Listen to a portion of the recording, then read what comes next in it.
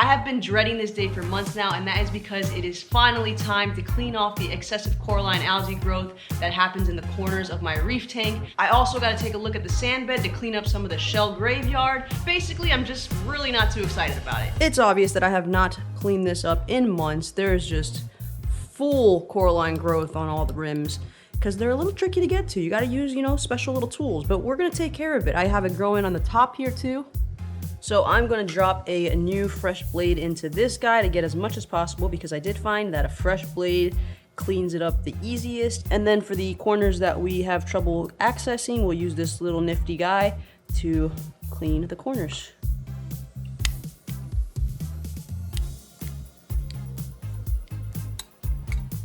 Nice and rusty.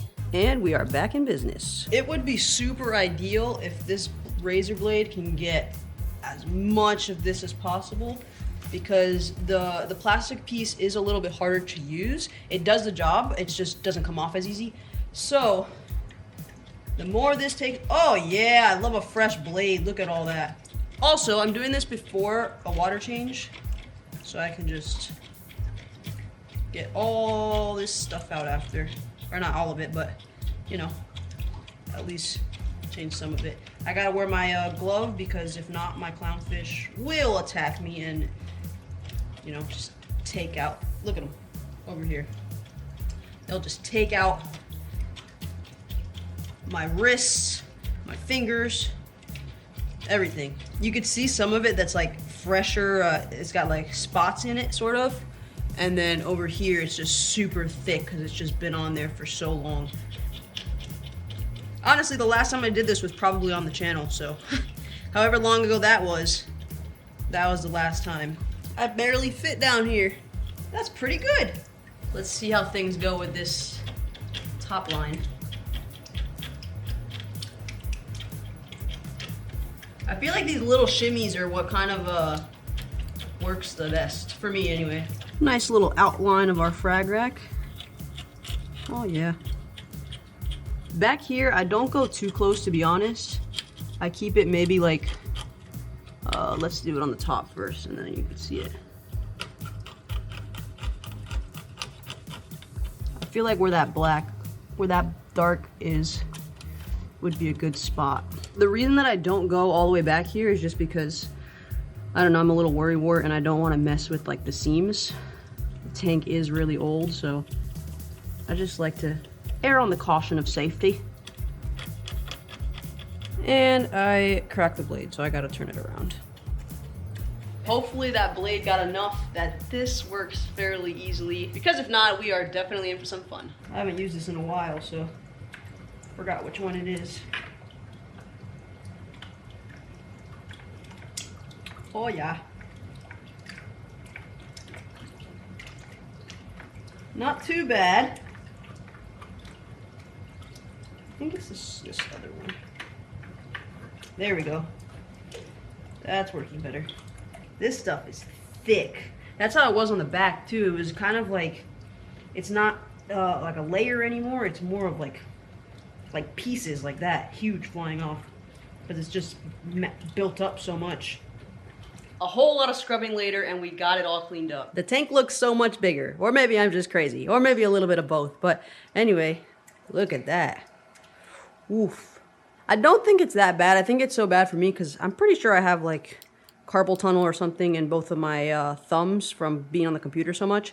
So my hands cramp up consistently when I'm like scraping and stuff, which that's what makes it bad. But other than that, it's fine. I got some nice mushrooms growing on the wall. I kind of just pushed that back a little bit. I moved this mushroom. It was over here before. I scooted him back into this area.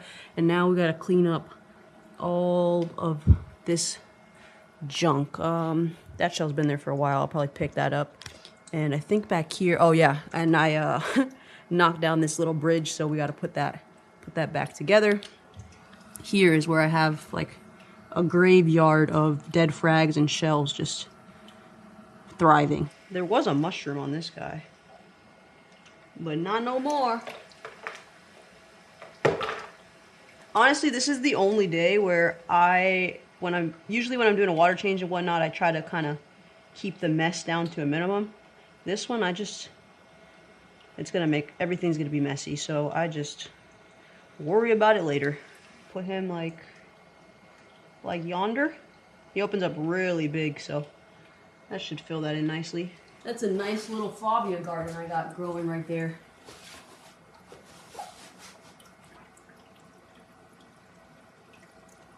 I can't remember the last time I did this.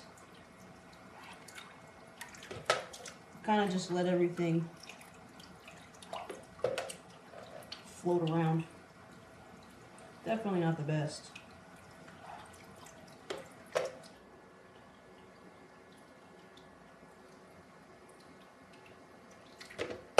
Anything that was floating around. Look at this, just dead acros. This is wild. Look at how much stuff I pulled off of the sand bed. Just old pieces of rock, empty shells, dead frags that just fall to the bottom. So much trash. Except for this. I'm gonna keep this guy. And look at how much cleaner the sand bed is looking. Not this stuff, because I don't want to disturb the sand bed and cause chaos. All this, we had empty shells, we had random, oh, I missed one. I'm gonna get that guy right now. We put the bridge back on here, sort of. I mean, it's on, but it always feels a little flimsy. Back here in the rock graveyard, that's all cleaned up too, so everything is looking much better. Now it's time to do a water change to clean all this out and get that water looking nice and clear again. I have for sure made a humongous mess, but like I said, I don't really care today, because it's just about getting this done as nice, quick, and efficient as possible. This has become a real problem right here, this guy. It is just growing so fast, and unfortunately none of the corals around it are really stopping it, so I need a coral that will stop it from continuing to grow and just take over the entire tank. So I gotta see what we can do about that. Oh, I forgot about that. This wouldn't be a deep clean without getting most of this off, right? Oh yeah, I like how this this blue plating coral kind of just made a bed for me there. That way whatever falls just falls right onto it. That's nice. Convenient. Unintentional, but look at this. Nice little boop, boop. Also, I gotta trim this back. Look, it's just killing off all this right here. Alright, now that's looking good. See you later, alligator. I made a mess. Look at all the water drops all over the glass. Even the stand is dripping water. Regardless of the mess, the deep cleaning on the Red Sea Max 250 reef tank is now complete. Do you think it makes a big difference when those corners are nice and clear, or not really? Can you tell that the sand bed is kind of a little bit cleaner? I don't know. I feel like it looks better once I wipe down the glass anyway. But it could just be, you know, my brain messing with me since I was the one here doing all the work. Not that you look through the corners here or anything, but it's just a bigger, you know?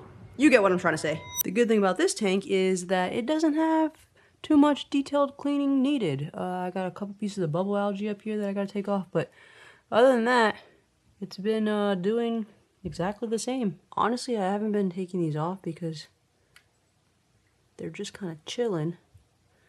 But if you leave them there for too long, then you get mounds like this. That's a good chunker. The quickest little glass cleaning in all the land, because you wouldn't really think that the phosphate levels were so high in this tank, considering there's not like excessive amounts of algae. Let's see if this guy will work here, because this is kind of tight.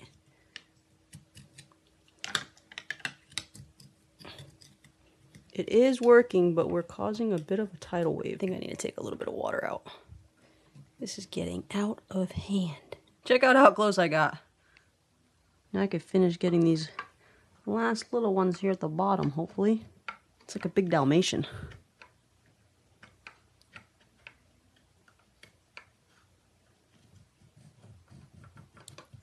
Come Get off. There's not really a lot of room here to move around, breaking off little chunks of it. But look at the back of the tank moving. It's about to freaking fall off the side of the table. Yay! No more Coraline corners on this tank either. Now that is a pretty looking rock. And our homie over here, well, look at it. I mean, the cyno has gotten a little bit better, and I mean like a little better. But I also think the tiger conch is making some nice little trails. You could see his rim around the edge of it. So he's starting to help out a little bit. However, I'm sure you could see that we no longer have the frog spawn over here. Literally like 2 days after that video with the one head missing, the other ones just dropped off. So that sucks. Nice and clean.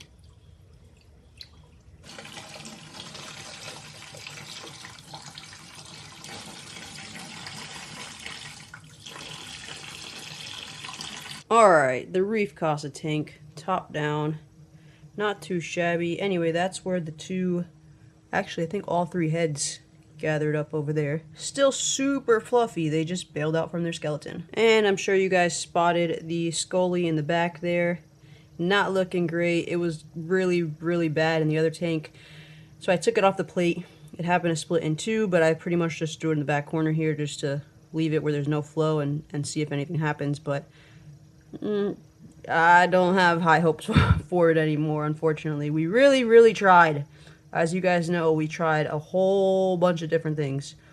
And, yeah. Our new frags seem to be settling in nicely. And the Duncan has been doing good. This Duncan, one of the heads wasn't opening before, but it has since started to open up nicely again. It's a little less fluffy right now because I was just sucking up all the sand bed cyno that was around it.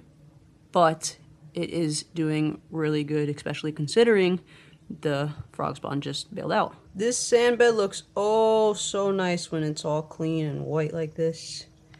If only we could keep it like this. Look at this guy doing work. Where are you going, buddy? Yeah, we just cleared a path for you.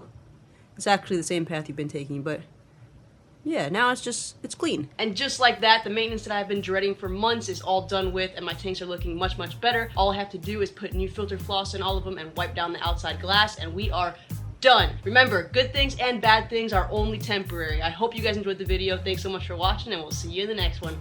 Later.